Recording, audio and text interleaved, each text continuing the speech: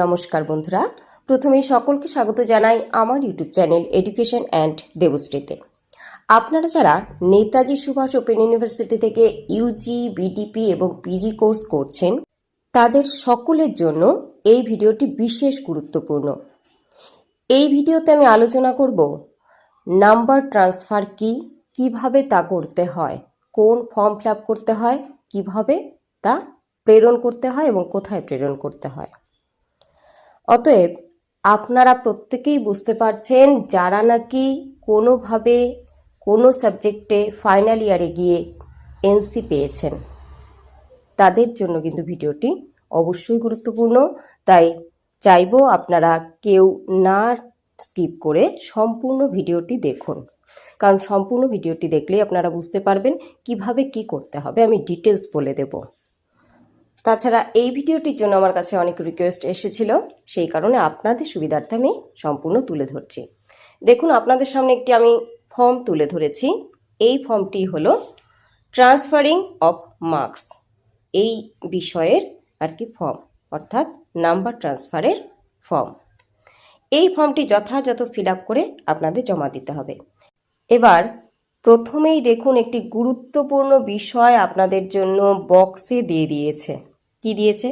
Application shall not be entertained on expiry of 60 days from the date of publication of result. অর্থাৎ রেজাল্টটি প্রকাশিত হবার 60 দিনের মধ্যেই আপনাদেরকে এই ফর্মটি ফিল আপ করে প্রদত্ত ঠিকানায় গিয়ে জমা করে আসতে হবে। এবার দেখুন কি লিখবেন বা ফর্ম ফিল আপটি কীভাবে করবেন। আয়ের পরে যে ফাঁকা অংশ রয়েছে সেখানে আপনাদের নাম, তারপর স্টুডেন্ট অফ, আপনারা যদি বিটিপি স্টুডেন্ট হন বিটিপিতে রাইট চিহ্ন দেবেন, পিজি হলে পিজির। এরপর রয়েছে এনরোলমেন্ট নং, সেটি লিখবেন। এরপর লেখা আছে appeared in all subject or paper of set course of study but could not pass in only one paper or subject. এই জায়গাটা ভালো করে লক্ষ্য করুন। আপনারা শুধুমাত্র একটি পেপারে যদি এনসি পেয়ে থাকেন তবেই কিন্তু নাম্বার ট্রান্সফার করতে পারবেন। এবং তারপরেও আরও কিছু কথা আছে যেগুলো নাকি আমি আরেকটি ভিডিওতে বলে দিয়েছি। এনসি কি, আরএ কি এবং কারা নাম্বার ট্রান্সফার করতে পারবেন, সেই ভিডিওটির লিঙ্কটি আমি এই ভিডিও ডেসক্রিপশনে দিয়ে রাখবো। ওই ভিডিওটি অবশ্যই দেখে নেবেন নাম্বার ট্রান্সফার বিষয়ে আরও বিশদে জানতে। তারপর দেখুন কি লেখা আছে, একটি শূন্যস্থান রয়েছে, সেখানে আপনার যে পেপারটি সেই পেপারটির নামটি দিতে হবে। ধরুন আপনি বিটিপি স্টুডেন্ট, বিটিপি আপনার হিস্ট্রি অনার্স, সেই ক্ষেত্রে ধরুন আপনি 6 নাম্বার পেপারটিতে পাশ করতে পারেনি, সেটাতে এনসি এসেছে, তাহলে লিখতে হবে আপনাকে BTP ইএইচআই paper 6।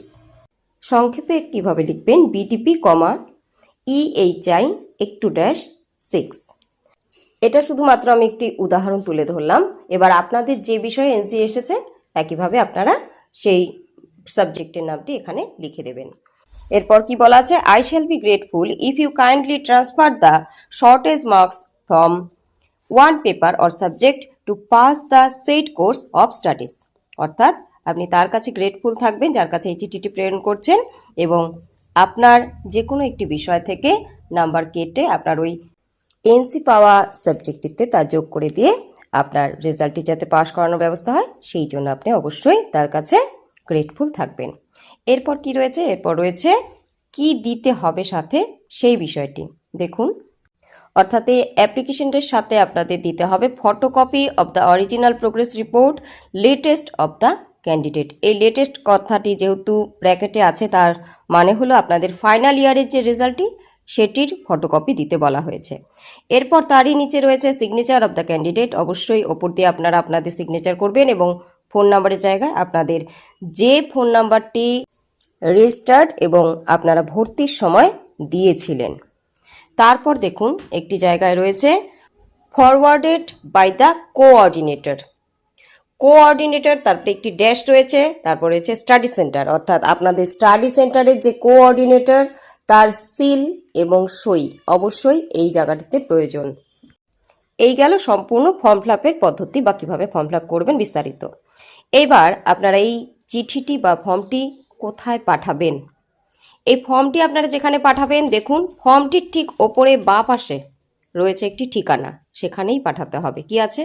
Two the controller of examinations, Netaji Subhas open university, 134/1, Meghnath Saha Sarani, Kolkata 70029। আশা করি বুঝতে পারলেন সম্পূর্ণ বিষয়টি। এইবার আপনাদের মনে প্রশ্ন হবে, এই ফর্মটি আমরা কোথায় পাবো? আপনারা সরাসরি গুগলে চলে যান, গিয়ে লিখুন NSOU নাম্বার ট্রান্সফার। তাহলেই আপনাদের সামনে একেবারে প্রথমে যে ওয়েবসাইটটি দেখাচ্ছে সেখানে ক্লিক করুন। ক্লিক করতেই আপনাদের সামনে আপনাদের যে প্রয়োজনীয় ফর্মটি সেটি ডাউনলোড হয়ে যাবে। এরপর ফর্মটি প্রিন্ট করে আনুন এবং ফিল আপ করে নির্দিষ্ট স্থানে পাঠিয়ে দিন। আশা করি ভিডিওটি আপনাদের উপকারে লাগবে। যদি মনে হয় ভিডিওটি উপকারী, অবশ্যই একটি লাইক করে দেবেন, কমেন্ট করবেন এবং শেয়ার করবেন। আর যদি অন্যান্য কোনো বিষয়ে আপনাদের ইনফরমেশন প্রয়োজন অবশ্যই জানাবেন। কোনো বিষয়ের সাজেশন বা নোটস প্রয়োজন অবশ্যই কমেন্ট করে আমাকে জানাবেন এবং আমি আপনাদের জন্য সেই সমস্ত বিষয়ের ভিডিও বানিয়ে আপলোড করে দেব। খুব ভালো থাকবেন। আগামীতে যাদের পরীক্ষা তাদের জন্য অনেক শুভেচ্ছা রইল।